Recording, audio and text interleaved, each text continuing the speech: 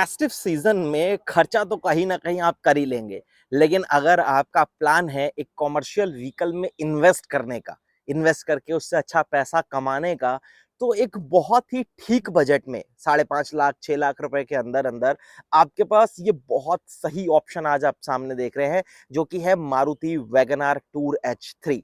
ये tour H3 Maruti special commercial purpose के लिए ही देता है, लेकिन ये गाड़ी बहुत सही है, बहुत सेंसिबल है। अगर आपने कम पैसे खर्च करने हैं तो आप इस वेरिएंट के लिए डेफिनेटली जा सकते हैं। मैं ऐसा क्यों कह रहा हूं आपको बताता हूं। सबसे मेन चीज इस गाड़ी का डिजाइन। वैगनार जो एक हैचबैक है, ये जो टॉल बॉय डिजाइन की वजह से आपको बूट में, कैबिन में काफी अच्छा स्पेस ऑफर करती है, जगह आपको भरपूर मिलेगी। दूसरा, बहुत कम पैसों में गाड़ी को आप मेंटेन कर सकते हैं, ज्यादा खर्चा नहीं मांगती है। उसके बाद मारुति का सर्विस नेटवर्क। तो ये बहुत सारी ऐसी चीजें हैं जो कि आपके कम बजट में आपको सही पैसा कमाने का एक अच्छी अपॉर्चुनिटी और ऑप्शन आपके सामने रखती है। ये गाड़ी आपको कंफर्ट के लिए, कन्वीनियंस के लिए, सेफ्टी के मामले में क्या क्या चीजें ऑफर करती है, मैं आपको हर चीज डिटेल से बताऊंगा। सबसे पहली चीज, आप एक बार गाड़ी की प्रोफाइल देखिए। फ्रंट फेशिया आप देख लीजिए वैगन आर का। साइड से जब आप गाड़ी की प्रोफाइल देखेंगे तो वो इस गाड़ी की हाइट और लेंथ की वजह से काफी इंटरेस्टिंग हो जाती है। फ्रंट से अगर मैं शुरू करूं तो ये गाड़ी अपने लुक्स में कहीं से भी आपको बहुत पुरानी फील नहीं होती। काफी मॉडर्न लुक्स डेफिनेटली इसके ऊपर कुछ एलिमेंट्स की वजह से झलकते हैं। चाहे मैं ग्रिल की बात करूं, सामने आपको ग्रिल पर थोड़ी सी क्रोम के फिनिश, सेंटर में सुजुकी लोगो मिल जाता है। नीचे इस तरीके से आपको इसकी स्केट प्लेट जो है वो ऑल ब्लैक थीम के साथ मिलती है। हेडलैम्प्स की बात करूंगा तो बिल्कुल reflector base normal halogen headlamp आपको मिलता है। नॉर्मल एक पार्किंग लाइट जो है वो आपके पास है, नॉर्मल टर्न इंडिकेटर के है। और फॉगलैम्प के लिए आपको हाउसिंग मिल जाती है, लेकिन आप एसेसरीज में उसको ले सकते हैं। कंपनी खुद इस वेरिएंट में आपको कोई फॉगलैम्प जो है वो ऑफर नहीं करती है। अब एक बार जरा साइड की ओर स्विच होइए। यहां से जब आप वैगन आर की प्रोफाइल को देखते हैं तो इस गाड़ी की हाइट जो है वो ऑलमोस्ट 1675 mm के आसपास है। लेंथ बहुत अच्छी है, 3600 mm प्लस है। 3675 ऑलमोस्ट जो है वो इसकी ओवरऑल लेंथ है। व्हील बेस 2435 mm का है। तो डायमेंशन वाइज भी ये हैचबैक डेफिनेटली काफी अच्छी है। अपने डिजाइन की वजह से एक इसका ड्रॉबैक भी है, थोड़ा बॉडी रोल फील होता है, लेकिन बहुत अच्छा स्पेस आपको इस गाड़ी में मिल जाता है। साइड में फेंडर के ऊपर ही टर्न इंडिकेटर मिलेगा। नॉर्मल इस तरीके से आपको सिल्वर कलर के स्टील व्हील जो है वो मिलते हैं। टायर अगर मैं सेक्शन की बात करूंगा तो 155/80 R13 साइज है जो आपको मिलता है। आगे डिस्क, पीछे नॉर्मल ड्रम ब्रेक्स और सेफ्टी के तौर पर 2 एयरबैग, एबीएस और ईबीडी, ये चीजें आपको यहां पर मिल जाती हैं। अगर ओआरवीएम की बात करूं तो डेफिनेटली ये ब्लैक फिनिश के साथ है। एक रफ ब्लैक है, कोई आपको ग्लॉसी व्लॉसी फिनिश नहीं मिलता। और इसमें किसी टाइप का कोई अदर एडजस्टमेंट आपको जो है वो नहीं दिया गया, यानी बिल्कुल मैनुअल एडजस्टमेंट है। अंदर इवन आपके पास कोई टॉगल जो है वो भी मैं यहाँ आपको कहूंगा कि नहीं है। आपको जो भी एडजस्टमेंट्स यहाँ पर करने हैं वो मैनुअली अपने हाथ से खुद करने हैं। उसके बाद आप शिफ्ट हो जाइए जरा यहाँ से इस गाड़ी के सी पिलर की ओर। यहाँ जो आप ये प्लास्टिक देख रहे हैं ना, ये ब्लैक कलर के प्लास्टिक की वजह से ओवरऑल इस गाड़ी की जो पीछे सी सेक्शन, सी पिलर की जो प्रोफाइल है वो काफी सही दिखाई देती है। विंडो ग्लास एरिया जो है वो काफी बड़ा बड़ा है, तो कैबिन उसकी वजह से काफी स्पेशियस फील होता है। और नॉर्मल इस तरीके से फ्लिप एंड फ्लॉप जो ओल्ड स्टाइल होते थे वही ब्लैक कलर के नॉर्मल डोर हैंडल्स जो है वो आपको मिल जाते हैं। रेयर में अगर आप आएंगे तो यहां से आप देख सकते हैं वैगन आर की प्रोफाइल। पीछे से भी वैगन आर एक्चुअल में काफी इंटरेस्टिंग फील होती है। जो गाड़ी का डिजाइन है वो काफी अच्छा लगता है। साथ में ही ये जो आप इस तरीके से पूरे लंबे से इसके बड़े बड़े से यहाँ पर टेल लैंप्स देख रहे हैं, ये इस डिजाइन के साथ काफी कॉम्प्लीमेंट करते हैं। नॉर्मल स्टॉप लैंप आपको यहाँ पर ऊपर मिलता है, बल्ब भी है इसके अंदर हाइलोजन। यहाँ टर्न इंडिकेटर है, इधर आपको जो है वो रिवर्स लैंप मिलता है।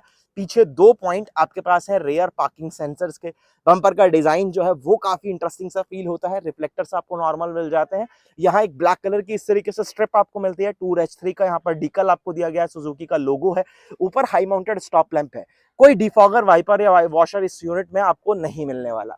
उसके बाद यहाँ नीचे एक नॉर्मल आपके पास लीवर है ताकि आप इस टेल गेट को इजिली जो है ऑपरेट कर पाए। अब अगर मैं बूट स्पेस की बात करूं तो ऑलमोस्ट 341, मोटा मोटा 340 लीटर आप लगा लीजिए। लेकिन इसकी लोडिंग लिप जो है ना वो काफी हाई है, ये देख रहे हैं कितना डीप है।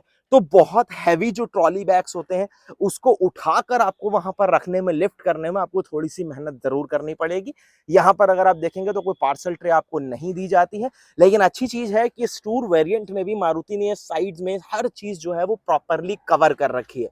कोई भी चीज यहाँ पर आपको इस तरीके से बिल्कुल एक्सपोज नहीं छोड़ी है जो कि देखने में बुरी लगे। बहुत ही नीट सी फिनिश जो है वो आपको बूट में भी मिल जाती है।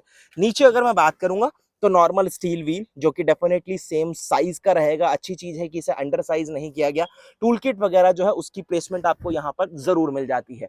ऊपर अगर आप देखेंगे तो टेल गेट जो है वो भी यहाँ पर कवर्ड किया गया है। नॉर्मल इस तरीके से आप कह सकते हैं कि गत्ता टाइप जो मटेरियल होता है उसी का फिलहाल यहाँ पर आपको यूज देखने के लिए मिलेगा। इस साइड से अगर आप वैगनआर की प्रोफाइल देखें तो देख सकते हैं आप, ये है गाड़ी की overall profile. Fuel filling lid आपको यहाँ पर जरूर मिल जाती है और टैंक की कैपेसिटी, पेट्रोल टैंक की बात कर रहा हूँ, 32 लीटर, क्योंकि आपको टूर S3 में सीएनजी का ऑप्शन मिलता है। अगर ये गाड़ी 5.5 लाख रुपए एक शोरूम में है तो वहां पर आपको 90-95 रुपए, जो कि मारुति की हर गाड़ी में डिफरेंस रहता है सीएनजी पेट्रोल में, वो आपको एक्स्ट्रा देने पड़ेंगे। तो डेफिनेटली आप सीएनजी के लिए जा सकते हैं, फिर वहां पर आपको बूट स्पेस से कंप्रोमाइज करना पड़ेगा। चलिए, अब बात आती है जरा गाड़ी के कैबिन की, कि अंदर आपको क्या क्या मिलता है। तो सबसे पहली चीज मैं आपको दिखाता हूँ गाड़ी की चाबी। ये चाबी है जो आपको वैगनआर के टूर S3 वेरिएंट के साथ मिलती है, बिल्कुल नॉर्मल चाबी। इसके ऊपर कोई सेंट्रल लॉकिंग वाला ऑप्शन आपको जो है वो रिमोट कंट्रोल्स नहीं दिए जाते। तो अगर आपको गाड़ी को लॉक करना है तो फिजिकली आपको यहाँ पर अपनी चाबी को इंसर्ट करना पड़ेगा। लेकिन एक पॉजिटिव चीज ये है कि सिर्फ आप अगर ये ड्राइवर साइड वाला डोर जो है वही अगर आप लॉक या अनलॉक करते हैं तो बाकी डोर्स भी आपके हो जाते हैं। और यहाँ पर आपको इस तरीके से मैनुअली लॉक के लिए ऑप्शन जो है वो दिया गया है। सेफ्टी लॉक आपको यहाँ पर मिलता है। आगे की केवल 2 पावर विंडोज मिलती हैं। यहाँ से एक बार की इंसर्ट करता हूँ। अब ये देखिए, ये जो विंडो है ये ऑटो है। वन टच में आप इसे डेफिनेटली डाउन कर सकते हैं, लेकिन ये अप नहीं होती है वन टच में, सिर्फ डाउन जाएगी। लेकिन आगे 2 पावर विंडोज आपको मिलती हैं। वहीं अगर आप पीछे स्विच होते हैं तो यहाँ आपको कोई पावर विंडो नहीं मिलेगी। तो यहाँ आपको इस तरीके से बिल्कुल मैनुअली ऑपरेट करने के लिए लीवर्स दिए गए हैं, ताकि आप विंडो को रोल अप या फिर रोल डाउन जो है वो आप कर पाए। आप साइज देख रहे हो और डोर का, यही इस गाड़ी का मेरे को काफी इंटरेस्टिंग पॉइंट लगता है, क्योंकि अंदर आपको गाड़ी में जाने के लिए या गाड़ी से उतरने के लिए जगह बहुत मिल जाती है। इसकी वजह से विंडो ग्लास एरिया जो है वो काफी बड़े हैं, तो गाड़ी जो है वो काफी रूमी फील होती है। चलिए, सीट्स की अगर बात करूं तो देखिए, सबसे पहली चीज हेडरेस्ट आपको फिक्स्ड मिलने वाले हैं। उसके बाद ये सब सीट्स जो है वो आपको फैब्रिक में मिलेंगी, लेकिन फैब्रिक की सीट्स जो है वो क्वालिटी वाइज काफी अच्छी हैं। कहीं आपको ऐसा फील नहीं होता है कि आप सबसे लोअर वेरिएंट दे रहे हैं तो यहाँ पर मारुति ने कोई सीट्स में कंप्रोमाइज किया, नहीं। इंटरेस्टिंग सीट्स हैं, अच्छी सीट्स हैं, पैटर्न वाइज भी काफी इंटरेस्टिंग फील होती है और बैठने में काफी कंफर्टेबल भी है। हाइट वगैरह का कोई एडजस्टमेंट नहीं आएगा। मैनुअल एडजस्टमेंट, रिक्लाइन स्लाइड वो आपको जरूर मिल जाते हैं। यहाँ केवल ग्रिल आपको मिलेगी स्पीकर के लिए। चलिए, इसमें इसके स्पीकर नहीं है, रीजन क्योंकि मारुति इस वेरिएंट में आपको कोई इंफोटेनमेंट सिस्टम जो है वो ऑफर नहीं करता। डेफिनेटली आप एसेसरीज में ले सकते हैं, लेकिन फिर आपको स्पीकर वगैरह खुद फिट करवाने हैं, वो स्पीकर्स आपको नहीं मिलते हैं। बॉटल होल्डर, 1 लीटर की बॉटल आराम से आएगी, थोड़ा एक्स्ट्रा स्पेस आपको यहाँ पर जरूर मिलेगा। डोर के ऊपर भी आपको ऑल ब्लैक दिखने वाला है यहाँ पर सभी कुछ। लेकिन ये सिर्फ जो टेक्सचर का डिफरेंस है ना, ऊपर भी ब्लैक है, यहाँ पर थोड़ा सा टेक्सचर का डिफरेंस है, इसकी वजह से डोर डेफिनेटली देखने में काफी अच्छा लगता है। कोई ऐसा मेजर इशू शायद नहीं होना चाहिए। नीचे अगर आप देखेंगे तो प्रॉपर यहाँ पर आपके पास एक डेड पेडल है, एबीसी तीनों पेडल्स के पास भी काफी अच्छा स्पेस आपको मिल जाता है। पेट्रोल वेरिएंट है, सीएनजी में ये ऑप्शन आपको नहीं मिलेगा, लेकिन आइडल स्टॉप एंड गो का ऑप्शन आपको यहाँ पर जरूर मिलता है। ये इसका इलेक्ट्रॉनिक स्टेबिलिटी प्रोग्राम अगर आपने इनेबल डिसेबल करना है तो वो आप कर सकते हैं। 5 लेवल तक की इलेक्ट्रिकल हेडलाइट लेवलिंग आपके पास यहाँ पर है। और हुड खोलने के लिए यहाँ आपको नीचे इस तरीके से लीवर दिया गया है, फ्यूल फिलिंग लिड आप यहाँ से खोल सकते हैं। अब अगर मैं कैबिन की बात करूं तो सबसे पहले तो आप एक बार डैशबोर्ड का लेआउट देखिए। जिस तरीके से यहाँ पर ब्लैक एंड बेज कलर का यूज किया गया है वो काफी इंटरेस्टिंग है। यानी गाड़ी इस कलर कॉम्बिनेशन की वजह से भी जितना स्पेस एक्चुअल में आपको ऑफर कर रही है उससे और थोड़ी इंटरेस्टिंग फील होती है, थोड़ी सी और ज्यादा रूमी फील होती है। कैबिन में जब आप स्विच होते हैं तो सबसे पहले स्टीयरिंग व्हील, यहाँ स्टीयरिंग व्हील के ऊपर कोई कंट्रोल्स आपको नहीं दिए जाते, सिर्फ एसआरएस एयर बैग, इधर सुजुकी का लोगो, को ड्राइवर साइड में एक एयर बैग मिलेगा, तो टोटल 2 एयर बैग आपके पास है। स्टीयरिंग अपनी जगह पर फिक्स रहेगा, इसमें किसी टाइप का कोई एडजस्टमेंट आपको नहीं दिया गया, ना ही कोई लेदर रैप है, बिल्कुल नॉर्मल सा स्टीयरिंग है। लेकिन कहीं से भी पकड़ने वगैरह में आपको अजीब फील नहीं होता, अच्छा है। और इधर अगर आप देखेंगे तो वाइपर के स्टॉक्स आपको मिल जाते हैं। यहाँ पर अगर आप देखेंगे तो हेडलैम्प के और टर्न इंडिकेटर के स्टॉक्स आपको मिलेंगे। सामने ये क्लस्टर है जो आपको वेगनार में मिलता है। स्पीडोमीटर नीचे यहाँ पर आपको टॉगल दी गई है, जहां से आप ट्रिप ए ट्रिप बी, गाड़ी अभी क्या फ्यूल इकोनॉमी दे रही है, कितनी रेंज और चलेगी, वो सब चीजें आप चेकआउट कर सकते हैं। फ्यूल की गेज आपको नीचे मिल जाएगी, टाइम वगैरह यहाँ पर आ रहा है, वार्निंग लाइट्स वगैरह आपको यहाँ पर नॉर्मली जो है वो सामने विजिबल हो जाती है। इंफोटेनमेंट सिस्टम नहीं मिलता, इसकी हमने ऑलरेडी बात कर ली। हैजार्ड के लिए आपको स्विच जो है वो यहाँ पर दिया गया है। मैनुअल कंट्रोल आपको यहाँ पर एसी के मिल जाते हैं। नीचे एक 12 वोल्ट का पावर सॉकेट मिलेगा। कोई यूएसबी या सी टाइप पोर्ट वगैरह, सी टाइप तो खैर छोड़ ही दो, नॉर्मल कोई पोर्ट आपको फोन चार्ज करने के लिए यहाँ पर नहीं दिया गया। आपको इस तरीके से 12 वोल्ट का पावर सॉकेट जो है वही दिया गया, तो आपको कार चार्जर इंसर्ट करना पड़ेगा तभी आपका काम चलेगा। स्टोरेज स्पेस ये काफी अच्छी चीज है। अगर आप यहाँ पर अपना फोन चार्ज पर लगाते हैं तो फोन वगैरह आप इजीली रख सकते हैं। वॉलेट आपका आ जाएगा, यहाँ पर भी कप होल्डर, साइड में छोटा से कभी स्पेस आपके पास है, थोड़ी जगह यहाँ पर है। नॉर्मल इस तरीके से हैंड ब्रेक आपको मिल जाती है। आर्मरेस्ट वगैरह नहीं आता ना, यहाँ पर कोई कप होल्डर जो है वो दिया गया है। इस चीज को मारुति जगह को यूज कर सकता था, लेकिन कप होल्डर वगैरह अगर देता तो काफी इंटरेस्टिंग हो सकता था, लेकिन फिलहाल नहीं दिया गया। कंसोल वाइज यहाँ पर अगर आप देखेंगे तो गाड़ी काफी मेच्योर सी फील होती है। नॉर्मल इस तरीके से आपको 5 स्पीड मैनुअल ट्रांसमिशन मिल जाता है। और कुछ यहाँ पर अगर आप देखेंगे तो एवरेज सी क्वालिटी में कहूंगा, जो कि लेदर की आपको यहाँ पर गियर नॉब के साइड्स में देखने के लिए मिल जाती है। अब यहाँ पर अगर आप देखते हैं तो ग्लोव बॉक्स ओके साइज है, मतलब छोटा भी नहीं है और ये भी नहीं कहूंगा कि काफी बड़ा, लेकिन आपका काम भरपूर चला देगा। गाड़ी की मैनुअल, फर्स्ट एड किट सब कुछ रखने के बाद भी आपके पास जगह बचेगी। यहाँ एसी वेंट्स आपको इस तरीके से, ऊपर अगर आप देखेंगे तो वाइजर बिल्कुल प्लेन है, इसके ऊपर कोई वैनिटी मिरर या कुछ नहीं दिया गया। ग्रैब हैंडल्स फिक्स्ड रहेंगे, सीट बेल्ट की हाइट जो है वो भी आपके लिए फिक्स्ड रहेगी। और यहाँ अगर मैं IRVM की बात करूंगा तो ये भी आपको बिल्कुल नॉर्मल मिलेगा, मैनुअली आपको एडजस्ट करना है। एक ड्राइवर साइड में टिकट होल्डर जो है वो आपको जरूर मिल जाता है। अब अगर मैं इस सीट को थोड़ा अपनी ड्राइविंग पोजीशन के हिसाब से एडजस्ट करूं तो ये मेरी एक परफेक्ट ड्राइविंग पोजीशन है। इसके बाद अगर आप यहाँ पर स्विच होते हैं गाड़ी की सेकंड रो में, तो यहाँ क्या मिलता है, देखिए यहाँ पर भी आपको सिर्फ स्पीकर के लिए ग्रिल मिलेगी। एक यहाँ पर बॉटल होल्डर है छोटा सा, कभी स्पेस आपको एक्स्ट्रा जरूर मिल जाता है। ग्रैब हैंडल आपको मिलेंगे। चाइल्ड सेफ्टी लॉक यहाँ पर आपको नहीं दिया गया। इसकी हमने ऑलरेडी बात कर ली कि पीछे आपको पावर विंडोज नहीं मिलती है।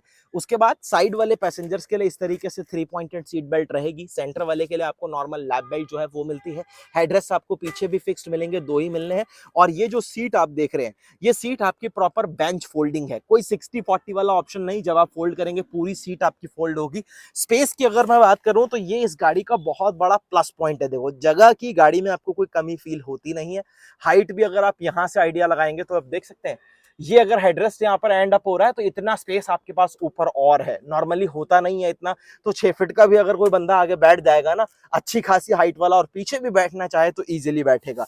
यहाँ पर ये हाइट के हिसाब से मैंने अपनी हाइट के हिसाब से एडजस्ट करी है। उसके बाद भी आप देखो, लेग रूम भरपूर है मेरे पास, नी रूम भरपूर है। अंडर थाई सपोर्ट भी जो है इस सेगमेंट की गाड़ी से, इस प्राइस टैग के साथ मैं कहूंगा कि काफी ठीक है। सीट्स की क्वालिटी वगैरह, इसकी कुशनिंग वगैरह जो है वो भी काफी ठीक है। कहीं आपको ऐसी कोई खास दिक्कत जो है वो फेस नहीं करनी पड़ती। अब बात आती है इंजन की, कि इंजन के मामले में आपको यहाँ पर क्या मिलता है, गाड़ी क्या फ्यूल इकोनॉमी देती है, क्या पावर फिगर्स हैं, उन चीजों की बात जरूर कर लेते हैं।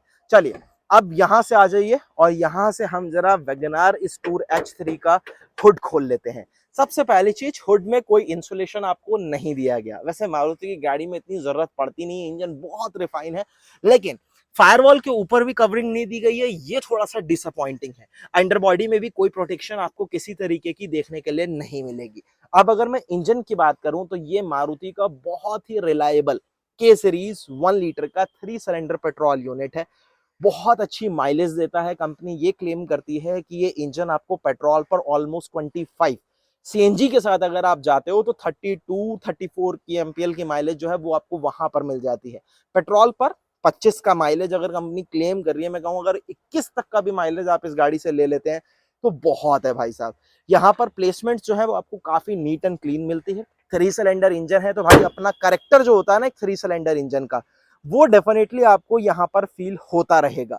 यानी हल्की सी वाइब्रेशन डेफिनेटली आपको कैबिन में फील होती है। इंजन थोड़ा सा नॉइजी जरूर है, लेकिन बहुत रिलायबल है।